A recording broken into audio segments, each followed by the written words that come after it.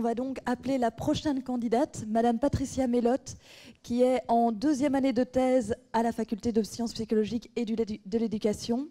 Et son travail porte sur les femmes face au sexisme, confrontation ou évitement, étude des processus émotionnels et cognitifs lors d'interactions comprenant une remarque sexiste.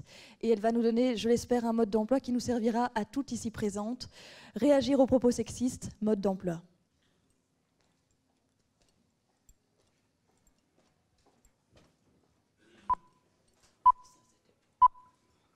Savez-vous qu'en Belgique, depuis août 2014, le sexisme, défini comme tout comportement méprisant une personne en raison de son sexe, est punissable?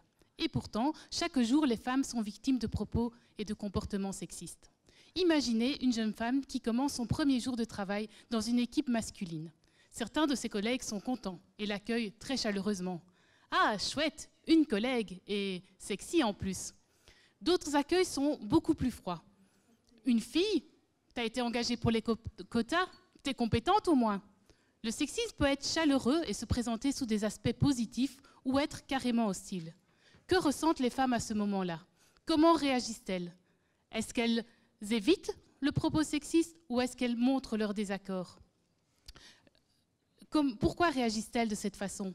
L'objectif de ma thèse est de répondre à toutes ces questions et de comprendre ainsi ce qui se passe entre le moment où un propos sexiste est énoncé par un homme et le moment où la femme réagit. À la question comment les femmes réagissent, les études précédentes ont montré que dans la plupart des cas, dans de telles situations, les femmes voudraient réagir, montrer leur désaccord, mais ne le font pas. Mais revenons à nos questions. Et tout d'abord, quelles sont les émotions ressenties par les femmes dans de telles situations? Est-ce qu'elles sont surprises? Est-ce qu'elles sont en colère? Est-ce qu'elles ont peur? Dans notre exemple, la jeune femme est en colère et cela la poussera à des réactions et à dire « je ne suis pas d'accord ». Dans d'autres situations, elle pourrait avoir peur et avoir plutôt des comportements d'évitement. Mais un autre facteur intervient à ce moment-là.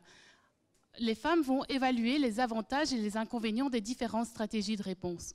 Si on revient à notre exemple, la femme n'aura pas envie de supporter des propos sexistes à longueur de journée et voudra donc que son collègue comprenne que le propos est blessant, déplacé, inapproprié. D'un autre côté, elle n'aura pas envie que son collègue lui dise qu'elle manque de sens de l'humour, qu'elle est hyper susceptible, qu'elle est sensible. Et elle n'aura pas envie non plus que son collègue soit blessé par une réponse inappropriée. Et donc, c'est les émotions qu'elles vont ressentir, ainsi que l'évaluation des avantages et des inconvénients des stratégies de réponse, ne sont pas indépendants et vont interagir pour déterminer la stratégie de réponse. Et donc, l'objectif de ma thèse, c'est d'étudier tout ce processus. Et pour cela, je mène des entretiens, je réalise des enquêtes, mais aussi j'observe directement des interactions entre un homme et une femme, où l'homme est joué par un complice et un propos sexiste, et où la réaction de la femme est enregistrée. Et ces émotions faciales sont analysées par un logiciel. Je vous remercie pour votre attention.